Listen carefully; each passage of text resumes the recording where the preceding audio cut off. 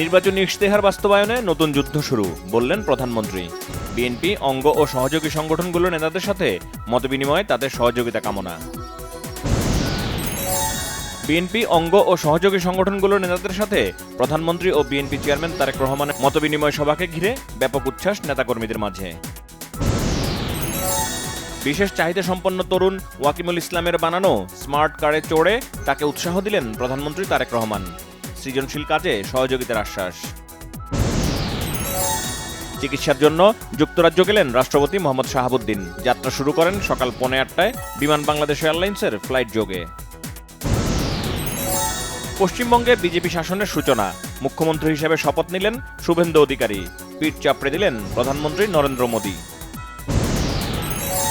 ঢাকা দিল্লি সম্পর্ক নতুন যুগে প্রবেশ করেছে, অভিমত বিশ্লেষকদের।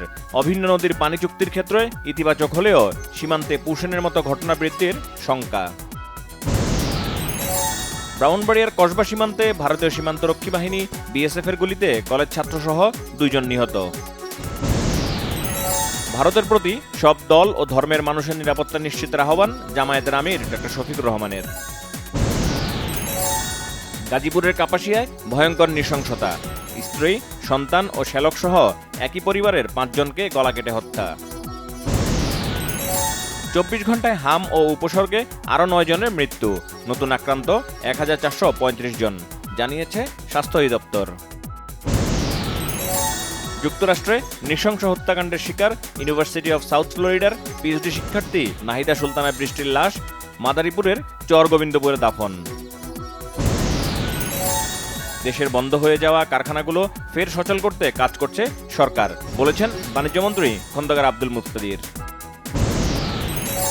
কৃষকদের উন্নয়নে সরকার বহুমুখী পরিকল্পনা নিয়ে রেখেছে, জানিয়েছেন কৃষিমন্ত্রী মোহাম্মদ আমিনুর রশিদ। বিশ্বের বিভিন্ন দেশে, এমনকি একই শহরেও মুসলমানদের মধ্যে কখনো কখনো ঈদ উদযাপনে ভিন্নতা মুসলিম উম্মার ঐক্যের জন্য উদ্বেগজনক, বলেছেন জাতীয় মসজিদ বাইতুল মাকারমের খতিব মুফতি আব্দুল মালেক। ওমান উপসাগরে বিশেষ অভিযান চালিয়ে একটি তেলের ট্যাঙ্কার জব্দ করেছে ইরানের বিপ্লবী গার্ড বাহিনী IRGC। 4 বছরের বেশি সময় ধরে যুদ্ধরত রাশিয়া ইউক্রেনের মধ্যে 3 দিনের যুদ্ধবিরতি শুরু হয় স্থানীয় সময় শনিবার সকাল থেকে। ঢাকা টেস্টে প্রথম ইনিংসে 4 শতাধিক স্কোর বাংলাদেশের। দ্বিতীয় দিন শেষে 234 রানে পিছিয়ে পাকিস্তান। বোলারদের নিয়ন্ত্রিত বোলিং করতে না পারা আর ফিল্ডারদের সহজ কিছু ক্যাচ মিসের কারণে পাকিস্তানের ব্যাটসম্যানরা উইকেটে সেট হয়ে যাচ্ছে, বলেছেন বাংলাদেশ দলের সহকারী coach Mohammad Salauddin. FIFA football বিশ্বকাপে 12 জুন লস এঞ্জেলসে প্যারাগুয়ের বিপক্ষে যুক্তরাষ্ট্রের বিশ্বকাপ অভিযান শুরুর অনুষ্ঠানের প্রধান আকর্ষণ থাকছেন মার্কিন পপ তারকা কেটি পেরি ও ব্যাকপিঙ্ক তারকা লিসা। সঙ্গে থাকবেন বাংলাদেশি আমেরিকান ডিজে সঞ্জয়।